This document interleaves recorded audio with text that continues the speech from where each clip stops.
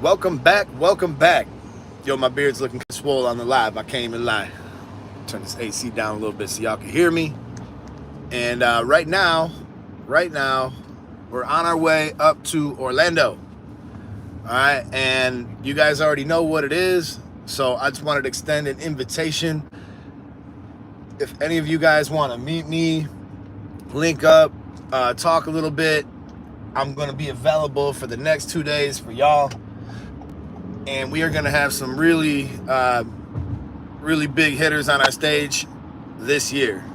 This particular show is going to be off the hook because we really started to put our whole thing together, man. Like Gamma, Stylecraft, all the influencers that are on our team now, the people we collaborate with, everything like that. Hey, what's up, Cordero? Appreciate you for jumping in. So yeah, we're gonna have a pretty good time, and it's gonna be wild, and we're gonna be giving away a whole lot of stuff at the booth. We're gonna be doing some fun classes. Philip Wolf, you guys know I'm talking about the neck strips all the time. The neck guards and the combs that he has are just awesome, and he's gonna be on stage. We got Cat Colors, Victorino, myself. There's quite a few. I don't know if Queenie's gonna be there. I thought I seen Queenie's gonna be there, possibly. We'll see. But essentially, we got a pretty star-studded cast now going in for this one here, and our booth is gonna be hopping.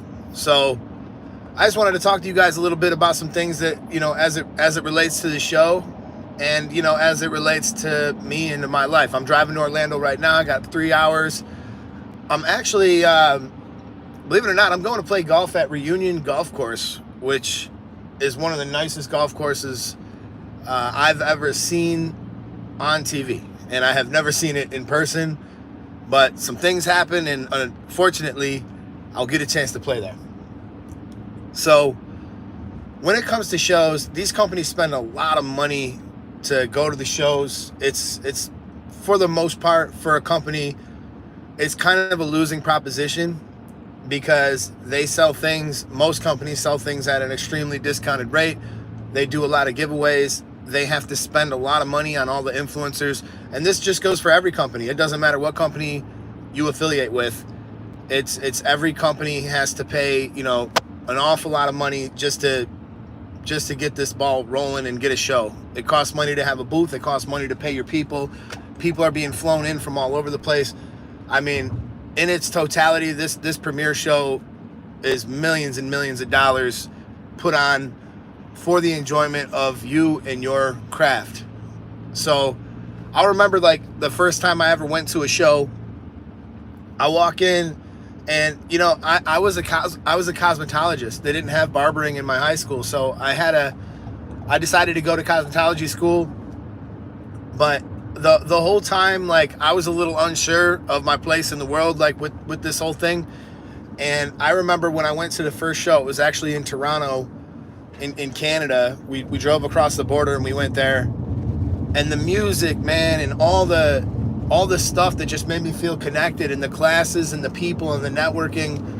And I just left there feeling like I was all in, like I was 100% in that moment.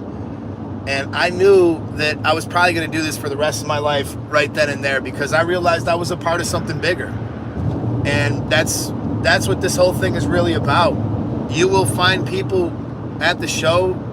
It's completely normal for the networking opportunities to take place. You'll find people so receptive to ideas, and people are going around pitching their ideas and talking about what it is they do, and you'll learn from them, and maybe you'll start providing a new service in your shop, or a new product, or a new whatever, something that's making your life easier.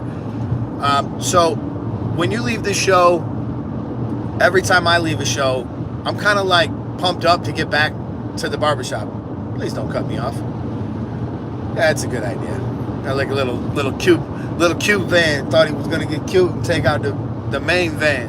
All right, but I left the show you know, just feeling so inspired. You know, I remember watching Philip Wolf on stage when I was nobody. I didn't have a YouTube channel. I was just kind of, you know, trying to find my place. And I seen Philip Wolf up on stage, man. He was slinging hair around like a demon. Just one of the coolest platform artists that I had ever seen. I was inspired by him because he is still a cosmetologist. So let me know if you guys are up in the room, man. I don't know if my service is holding up for this or not. You know, just give me a little bit of feedback. Usually more than a couple people jump in on these, but business is slow on YouTube, man. Business has been slow on YouTube. I've been trying to drop content like crazy. Matter of fact, I got like 3 pieces of content that are totally done. And when you guys see the new one with Sterling, you guys are gonna laugh. This is a really funny tutorial. The truth is, I'm getting sick to death of doing these tutorials, and my content is about to evolve a little bit for the better. So I hope you guys are ready to see a whole different style of video. It's something that I put a lot of thought into, and it's something that I really want to do. So the tutorials will still probably happen for the members. I'm still going to drop them there, but tutorials don't really get any traction. You know, what's up, James? What's up, Ivy Mac? What's good, man? So anyhow, yeah, back to the shows, man. So when I seen Philip Wolf on stage, I was really inspired, and I thought to myself, like, how do I get up there? Like, what do I do? You know? And it would be years later that I would figure it out, and I had the opportunity to kind of share the stage with him. I wasn't actually on stage with him at the same time, but we were sharing the same stage, you know, at different times. So this year, same thing again. I believe I'll be on stage with Victorino this time, and if you guys have never seen Victorino on the stage, this guy's energy that he brings to the stage, it's next level. I mean, he be speaking a lot of Spanish, so I'm not 100% sure what he be saying, but he be loud, and he gets the crowd going, man. And we had, when I was over there with him the one time, we had to have like 200 people around the booth. Christopher, what's up, buddy? I remember you. Yeah, we had to have like 200 people around the booth, you know, just because of Vic's energy, man. I learned a lot from him, you know, just as far as like, you know, what a stage is really about. Because, you know, at the base level of me, like what I am, I'm a teacher. Like, I'm a person who wants to share things that I learned to make it easier for other people. I've always been that way. If I see somebody struggling, I just can't help it. You know, I feel like I gotta help people, and that's my nature. So I really do best in those class settings when I got 20, 30, maybe even 50 people, something like that. You know, when I'm talking to people, if the classes are smaller, I really like that also, just because I get more one-on-one time. I get a chance to really get to know you guys. But I have been on stage many times, man, and watching Vic the way he is on stage, you know, this is a whole different thing. People are not looking to learn when they go to a stage and watch somebody cut. They're looking to decide if they want to buy some products. They're looking to be entertained. They're looking to get some free stuff. And if anything I learned from last year, I'm going to try to improve this year my performance. And oh my God, there's going to be a tattoo artist at our booth doing tattoos, and I'm probably going to get one. I have a tattoo appointment on the 22nd. To be time to get started on this arm. This arm ain't got nothing going on. This arm is pretty much full. I got 4 hours left on the one arm. But yo, we got a tattoo artist, and who's trying to come out and get some ink. It's the weirdest thing, man. You get one tattoo, and all of a sudden, you know, you're kind of thinking about it again. You're thinking about it again. What's up, JT? He's doing good, man. He just actually he texted me a minute ago. He said, "Have a good day when you head up there to premiere." He said, "Have a good day, man, and you know, good luck up there." And I think he wants me to try to get him some instincts. I don't know if you guys had caught that barber plug video. It popped up on my feed where 360 Jeezy was shopping at the barber plug. It was a pretty well made video. Really a good job that they did. But I just want to point out that he said that the Instincts are his main clipper. He bought a Saber and he bought a Rebel shaver. So he literally bought all of our stuff, and I couldn't be happier, man, because the truth is we got some dope stuff, man, and we're at the forefront of something really big. You know, there's definitely some yeah, I'm on Instagram, Cordero. It's Uptown Barbershop Naples. Uptown Barbershop Naples on Instagram. I got Facebook, but I don't really look. Facebook is just it's kind of a depressing place, to be honest. You know, like I look at Facebook and it's always some type of drama that I don't really want no part in. And Instagram, it's like I see the pictures, I see the videos, like I could get with that. But the Facebook thing, man, I just can't really do it, man. I go on there for Marketplace. You guys ever see me on Facebook? I'm looking at Marketplace. I'm looking for them deals, boy. I'm out here looking. I'm hunting. But so anyhow, you know, when I had 10,000 subscribers, right? I looked at myself as practically, you know, a nobody. And funny enough, back then at 10,000 subscribers, I got more views than I do today. But what up, Rusty? So, anyways, I had 10,000 subscribers, maybe just under, and I walked up to the Gamma booth, and, you know, I actually met the owner of the company's wife. She told me, hey, my husband would like to meet you, this and that.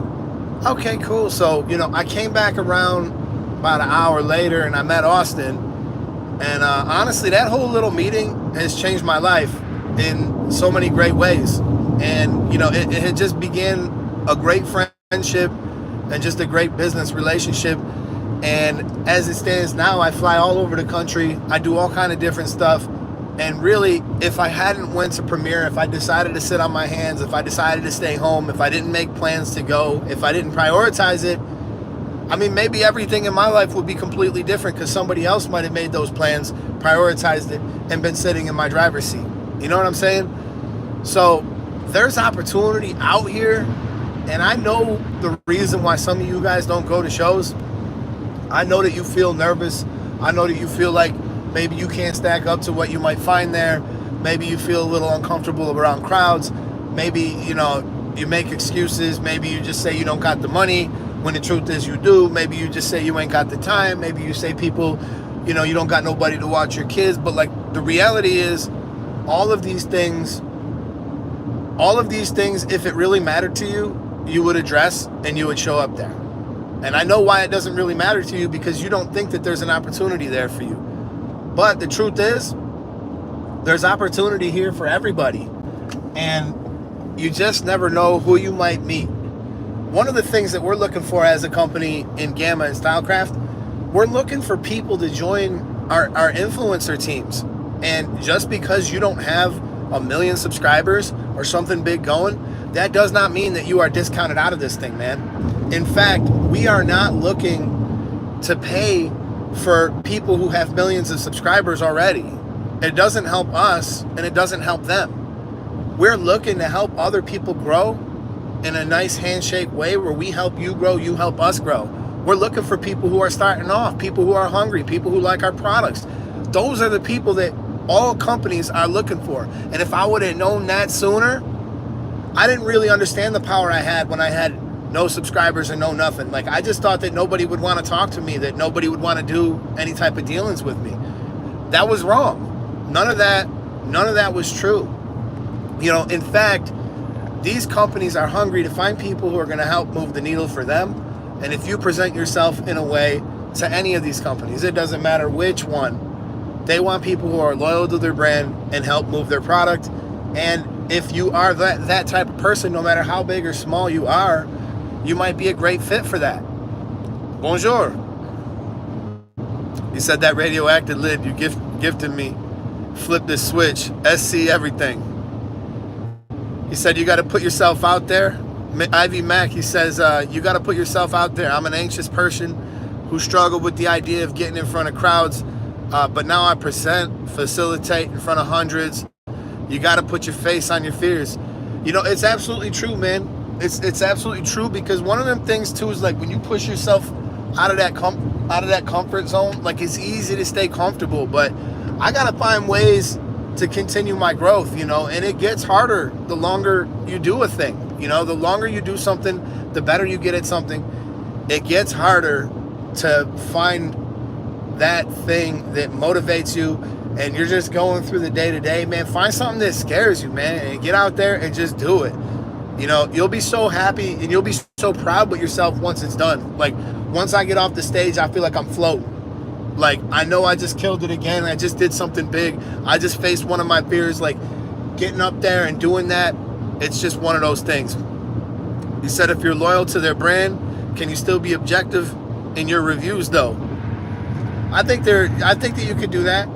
I think that, you know, one of the ways that I do that, and it is difficult to do that, because like when you're so sold on a brand, when you love a brand and what they do and what they represent so much, absolutely it could interfere with some of your thoughts about other brands. But like the way I see it too is like when I drop a review on another brand, like for instance the Babyliss shaver, the single foil UV shaver, I thought that was great. I think that is the best single foil shaver on the market right now. But at the same time, when I do a review for somebody else, I still get paid. You know, if you guys use my code from Worth Barber Supply and you purchase something outside of Gamma, I still get paid. So monetarily speaking, that is really not a factor. It's more or less like I look at what other brands doing, and I just think that I can question what they do. Don't make me get started on Andis. Andis has to be the strangest company on the face of the earth, where they could put out like the best products and they do nothing. They've pretty much put out one product and they sit on it. Wall, same thing. They could put out the best products on earth. They could have 3 hours of runtime. They could have all these different features that other clippers have. They could have micro USB charging. They could have stands. They could give you value, but they don't. So when you get right down to it, all of the stuff that I look for are things that push our industry forward, things that solve problems for us.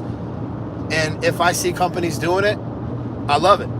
I absolutely love it. I'm not sure how to speak French, but if anybody wants to go ahead and translate that, have at it. I'm driving. I think there's actually a translate button somewhere. He said, everyone has biases. It's better to have a bias based on something you believe in. People will hate because you are loyal to the brand, but you're just enjoying yourself. And that's absolutely true. You know, you got a lot of people who are fans of brands other than me. You know, you got plenty of people who love Wall, and it doesn't matter if Wall paints another case and puts out another machine that's exactly the same. They'll buy it. They'll buy it and they'll go crazy with it, and they'll talk about how good it is. And I'm not even really knocking on Wall's quality. I'm knocking on Wall's value. You know, like Wall's got some crazy good quality. Their products are great. They do what they're supposed to do. But like dollar for dollar value, battery life, little things that matter to me. I'll tell you one thing, Neil. What's up, Neil? I'll tell you one thing. One thing that annoys the living shit out of me is having a new charger every single time. Or just if I want to use 2 or 3 different brands, I got to hunt down all those chargers, plug all those things in. If I stop using something for a while, I'm not sure what charger it is. One thing I absolutely love that I think I wish all companies would just do going forward, USB-C or micro USB charging. Just do that going forward, man. There is no need to continue to put together all this barrage of chargers. And the one problem that really sucks in a barbershop is like, all right, I'm going to Premiere, right? I'm probably going to come back with some new tools. I'm going to buy some stuff to review. If there's anything that you guys want to see a review done on, let me know in the comments, and I'll try to buy one. I'm down to shop. I'm down to buy whatever. It really doesn't matter to me. I'm trying to make some content and, you know, have some fun with this whole thing.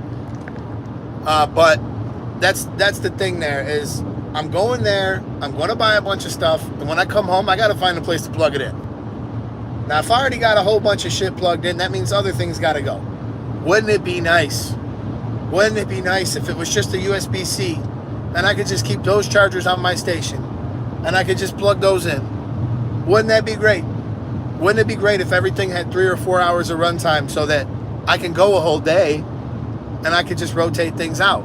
And that's what I really, that's what I really like about Gamma, is they got those significantly longer run times, and they have done a pretty good job, not a perfect job, but a very good job on having continuity in charging. You can use one charger to charge almost every Gamma Stylecraft machine, except for the Rebel Shaver, which kind of sucks because the Rebel Shaver, it would have been great if that would have followed suit, but they went with something different.